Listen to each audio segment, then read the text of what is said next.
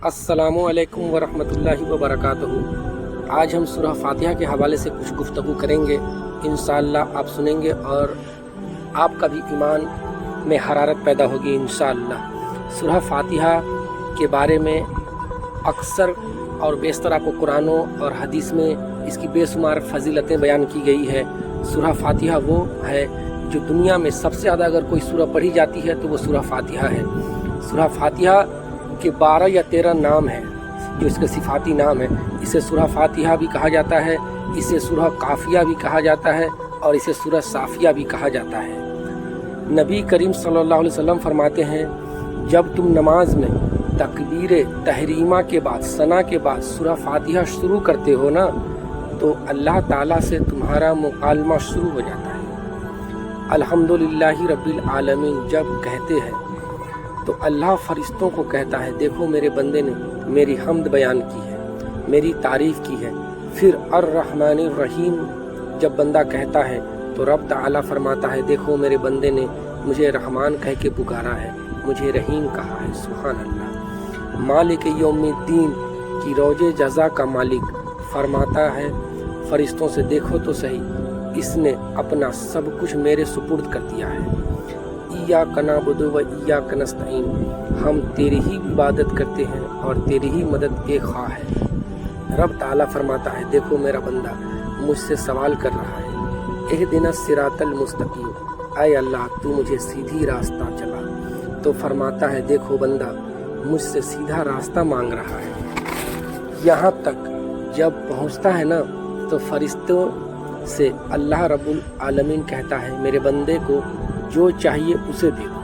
सुभान अल्लाह, सुभान अल्लाह। कितनी प्यारी हदीस है, कितनी प्यारी सूरत है। और तिरमिजी की एक हदीस है, हुजूर नबी करीम सल्लल्लाहु अलैहि वसल्लम का फरमान है और मुस्लिम में भी यह रिवायत है।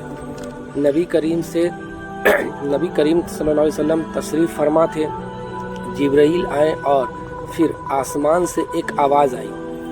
देखा आसमान की तरफ और अर्ज़ की, या रसूल अल्लाह, आज आसमान का वो दरवाज़ा खुला है जो आज से पहले कभी नहीं खुला। और उसके बाद अर्ज़ की, या रसूल अल्लाह, आज वो फरिश्ता आया है जो आज से पहले कभी नहीं आया। और वो फरिश्ता फिर हज़रत जिब्रील या आका अलैहिस्सलाम से अर्ज़ की कि या रसूल अल्लाह, सूरह फातिहा और सूरह बकरा की आखिरी 2 आयात, फरमाया कि ये आपके अलावा किसी और नबी को अता नहीं की गई और आपकी उम्मत के अलावा किसी और नबी की उम्मत को अता नहीं की गई। सुभान अल्लाह, सुभान अल्लाह। फरमाया कि वो 2 चीज़ें ऐसी हैं कि जब कोई बंदा इसे पढ़ने के बाद अल्लाह से जो मांगता है उसे अता अल्लाह पाक उसे अता फरमाता है।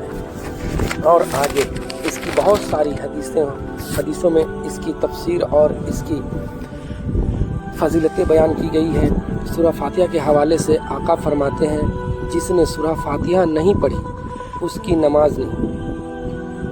दूसरी हदीस में आका फरमाते हैं, अगर अल्लाह को मेरी उम्मत को हलाक करना होता तो सूरह फातिहा और माह रमज़ान नहीं देता। और एक बार का वाक़िया है, सहाबा कराम कहीं जा रहे थे, रास्ते में एक कबीला के सरदार की बेटी को जिन्नात ने परेशान कर रखा था। उसने आकर सहाबा कराम से गुजारिश की कि आप में मेरी मदद करें।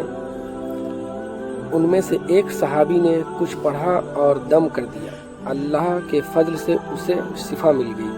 तो कबीले के सरदार ने कुछ इनाम दिया। अब सहाबा में राय बनी कि इनाम लिया जाए या न लिया जाए।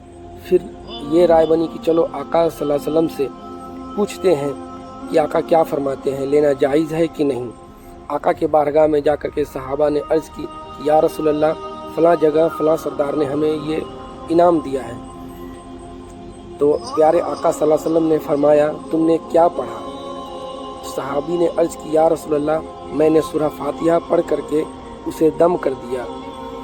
फिर आका ने कहा, ठीक है, जायज़ है, एक काम करो, तुम मुझे भी खिलाओ और तुम लोग भी खाओ। इस तरह से दोस्तों सोचे कि सूरह फातिहा की कितनी सारी फजीलतें हैं और भी दीगर अहादीस मुबारक है सूरह फातिहा के हवाले से। इंशाअल्लाह मैं दूसरी वीडियो में आपसे अर्ज़ करूँगा।